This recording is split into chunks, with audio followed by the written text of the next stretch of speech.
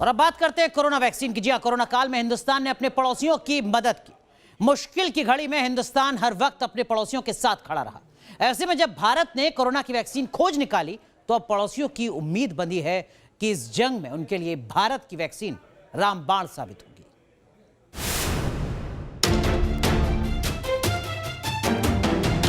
हिंदुस्तान की vaccine diplomacy, पड़ोसियों की मदद करेगा भारत। भरोसेमंद साथियों को मिलेगी हिंदुस्तानी वैक्सीन।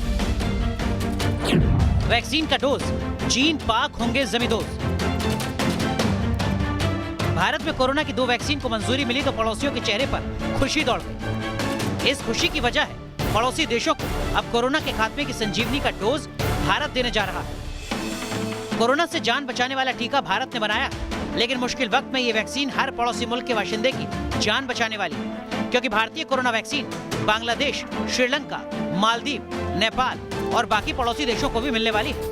पूरे कोरोना काल में भले ही नेपाल भारत पर विभिन्न तरह के आरोप वो लगाता रहा हो, लेकिन जब वैक्सीन की बात आई तो नेपाल को और नेपाल की कम्युनिस्ट सरकार को भारत की ही याद आई है।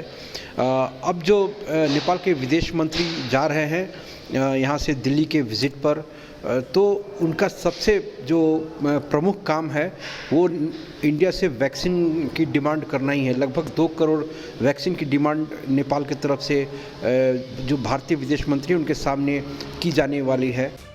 भारतीय वैक्सीन की दुनिया भर में काफी डिमांड नजर आ रही है। कई देशों ने तो सरकारी स्तर पर भारत सरकार से संपर्क भी साधना शुरू कर दिया है। There are many vaccines being produced in countries around the world, but there's only one country that has the manufacturing capacity to produce sufficient quantities to satisfy the demand of citizens in every country, and that's India. हालांकि मित्र देशों को vaccine Bharat सरकार की मंजूरी के बाद ही मिलेगी। इसमें भी ख्याल रखना होगा कि वैक्सीन पहले भारत के लोगों को मिले। ऐसी रिपोर्ट्स हैं कि भारत सरकार ने ये निर्णय लिया है कि जब भारत कोविड वैक्सीन की सप्लाई शुरू करेगा तो अपने नेबर्स को वो प्राथमिकता देगा।